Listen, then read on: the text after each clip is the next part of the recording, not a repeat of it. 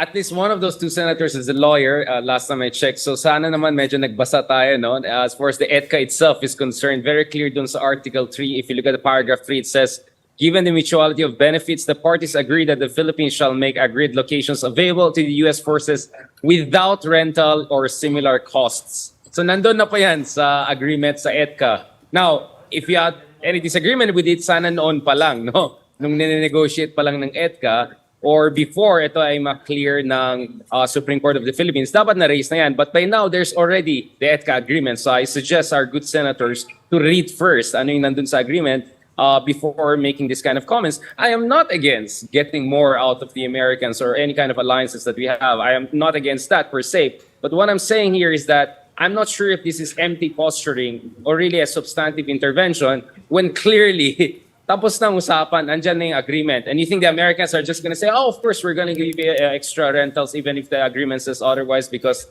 you guys are so nice and so tough.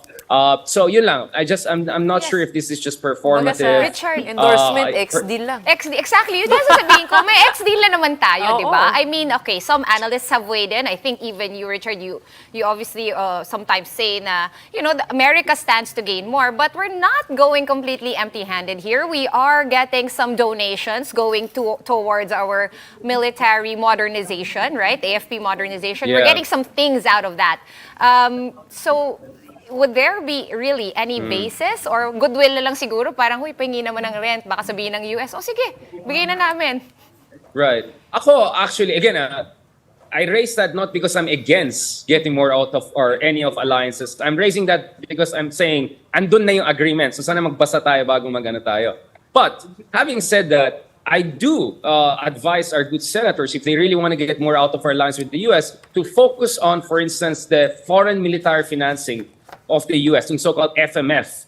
The Americans have been giving us like what, around $100 million a year as an FMF. Now that may sound a lot, but just to put things into perspective, there are countries in the Middle East who get billions of dollars every year, even if they're not facing something like a giant China. Ukraine last year, of course, it's an extreme situation, but they got $42 billion in military aid from the United States. So $100 million is a little bit, alam niyo na, di ba? Medyo barya-barya yan when you put things into context. So I am 100% for asking more from any of our alliances and partnerships.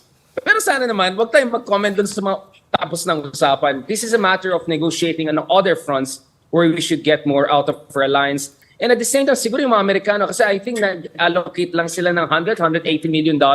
Eh yung mga EDCA sites na iba dyan, literally site lang. Alam mo, there's no camp, there's no building, nothing. So I think you need billions of dollars to develop those facilities if ever they want to build really massive facilities here, which I doubt. Mukhang on the cheap lahat yung mga nangyari dito. So my advice to the good senators is that maybe noon pa lang dapat sana nag-raise kayo ng comment or push for a new agreement totally with Americans, maybe an addendum or something new to the EDCA. Or as I said, on FMF and other parallel defense initiatives that we have the Americans, doon dapat sila mag-push for more. Given what you've said, sabi mo, medyo huli na nga. No? Why do you think our lawmakers agreed to this provision na rent-free, given also the history of our bases and given the current state of geopolitics, how important the Philippines is, also considering napaka-delikado, napaka-laki ng risk to have these bases near the areas of conflict, lalo na in Taiwan? Right. Again, mahabang usapan yung sa Taiwan, I know we can have in our discussion that. Now, going back to this, my contention is, I agree with where senators like Senator Bato are coming from. Perhaps ang sense nila, yung EDCA ay medyo lopsided. I don't think it's just good for US, may benefits yan sa Philippines. Pero aminin natin, medyo lopsided siya. Bakit kamo? We know very well that nung una ni-negotiate natin ng EDCA, we're asking for other things. For instance, we're asking the Americans to lease some of their warships or submarines to the Philippines, but the Americans said no. So there are many indications that the Philippines wanted an EDCA that will bring more benefits to the Philippines, except, guys, wag natin kalimutan, kailan na-sign yung EDCA? 2014. Kailan siya na-negotiate? Right after nung Scarborough Shoal, Panatag Shoal situation. So medyo desperado tayo nung time na yan.